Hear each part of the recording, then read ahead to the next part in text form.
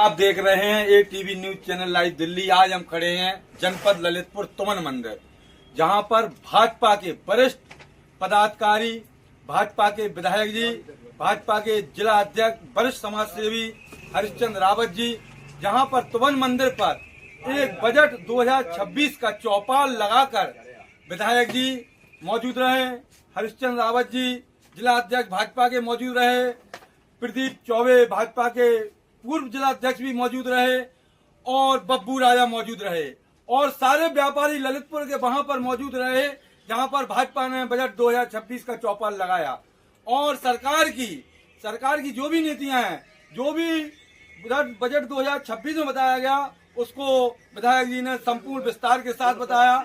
हमारे वरिष्ठ समाज सेवी हरिश्चंद्र रावत जी जो भाजपा के जिला अध्यक्ष, उन्होंने विस्तार से संपूर्ण जानकारियां सरकार की व्यापारियों को दी और बहुत जनसमूह इकट्ठा रहा। सारे लोगों को बताया कि बजट 2026 में क्या है और इससे व्यापारियों में एक खुशी की लहर दौड़ गई। पूरा ललितपुर का व्यापारी इकट्ठा रहा। समस्त व्यापारी ने बजट 2026 की वित्त मंत्री सीतारमण की सराहना की और 2026 का बजट बहुत ही अच्छा रहा। आइए हम आपको ले चलते हैं चौपाल, जहां पर स्वयं हरिश्चंद्र रावत वरिष्ठ समाज सेवी सर्व समाज के लिए खड़े रहने वाले स्वयं बैठे हैं और बता रहे हैं। चलिए। विधानसभा बजट चौपाल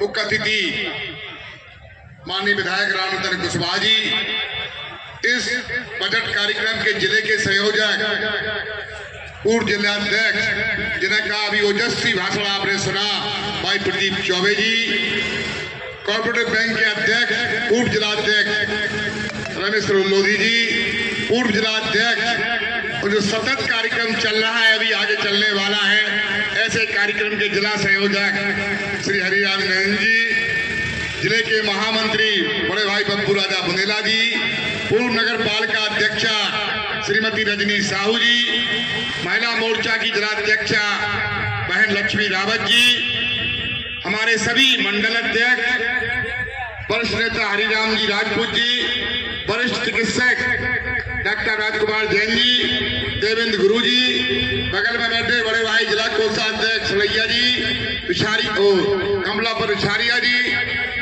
भागीरथ बरुआ जी, डॉक्टर दीपक चौबे जी, सामने बैठे सभी मातृशक्ति पूरी विधानसभा के देवतुल्य कार्यकर्ता पदाधिकारी, मंच के माध्यम से सभी का वंदन और मीडिया के लोगों को अभिनंदन करता हूं। जिस तरह से पूर्व वक्ताओं ने बजट के बारे में प्रकाश डाला, मैं उसी कड़ी को आगे बताना चाहता हूं कि जो बजट पेश किया गया है यह सर्वस्पर्शी, सर्वव्यापी है। सबका साथ, सबका विकास और सबके विश्वास को लेकर के यह बजट बनाया गया है। यह जो बजट बना है सन 2047 तक के विजन को पूर्ण करने की इच्छा को रखते हुए यह बजट बनाया गया है। यह मध्यम वर्गीय व्यापारी, आम वर्ग, किसानों के ध्यान में हित रखकर इस बजट को बनाया गया है। सबसे बड़ी बात यह है कि किसी भी वर्ग पर कोई टैक्स नहीं लगाया, अतिरिक्त कोई टैक्स नहीं लगा है जिससे कोई किसी पर बोझ बने, चाहे कृषि के क्षेत्र में हो चाहे अन्य क्षेत्रों। इतनी परियोजनाएं पूरे प्रदेश में चल रही है और आपके जनपद ललितपुर में जो परियोजनाएं चल रही हैं उनमें इस बजट में सारा प्रावधान है कि नवंबर 2026 तक सारी परियोजनाएं पूर्ण हो जाए और हमारी जो योजनाएं नवंबर तक हैं वो हस्तांतरित भी हो जाए, जिससे लाभ मिलने लगे। जैसा माननीय विधायक जी ने कहा है, आप लोगों को कार्यकर्ता होने के नाते भी जानकारी होना चाहिए। जिस तरह से महरौनी विधानसभा में अटल आवासीय विद्या मंदिर बना है, उसी तरह अभी रुक जाइए 5 मिनट, उसी तरह पूरे प्रदेश में प्रत्येक ब्लॉक में प्री प्राइमरी से लेकर के इंटर तक एक ही छत के नीचे प्री प्राइमरी से लेकर इंटर कॉलेज प्रस्तावित है। तो हम लोग और आप पार्टी के कार्यकर्ता जिम्मेदार होने के नाते सभी की जिम्मेवारी है कि जहां पर विद्यालय इंटर कॉलेज नहीं है उस ब्लॉक में अगर आवश्यकता है तो इंटर कॉलेज SDM के द्वारा, जिलाधिकारी महोदय के द्वारा जगह चिन्हित की जा सकती है और ब्लॉक में कहीं भी वह विद्यालय बन सकता है। पूरा करा की जो समस्या है वो तालबंद ब्लॉक की समस्या है।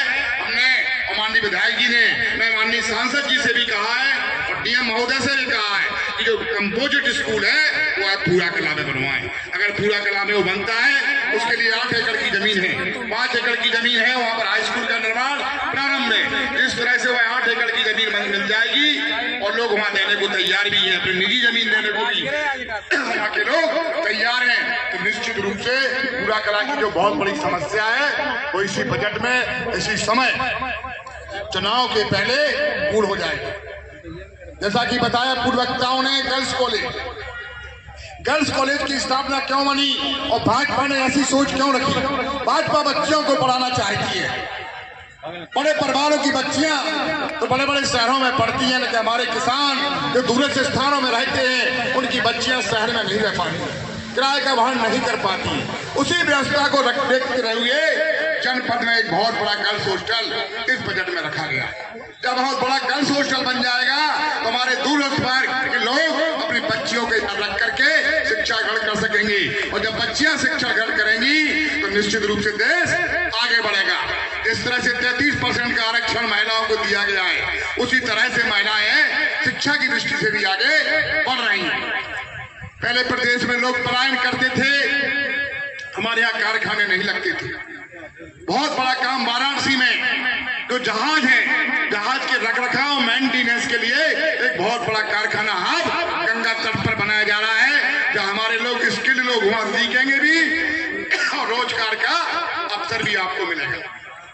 बहुत योजना है दवाओं के रूप में, आयुष्मान कार्ड योजना जिन परिवारों को मिली है और जिनको नहीं मिल रही है, निश्चित रूप से उनको भी इस योजना का लाभ मिलेगा। प्राइवेट अस्पतालों को भी आयुष्मान योजना से जोड़ा गया है। आपकी जो दुर्लभ बीमारी है व्यवस्था सुनिश्चित करें, ये प्रश्न मैं उठाऊंगा। साथ में बजट में अन्य जो व्यवस्थाएं की गई हैं केंद्र के माध्यम से, प्रत्येक प्रदेश को ध्यान में रखा गया है। प्रत्येक प्रदेश में जो मूलभूत आवश्यकताएं हैं उनकी पूर्ति के लिए विशेष रूप से धन के पैकेज की व्यवस्था की गई है। बाद में कुछ हो, यानी पहले राष्ट्र का विकास, अगर भारत मजबूत है, भारत समृद्ध है, तो हमारी समृद्धि अपने आप हो जाती है। इसलिए इस बजट में सब तरह का प्रावधान किया गया है।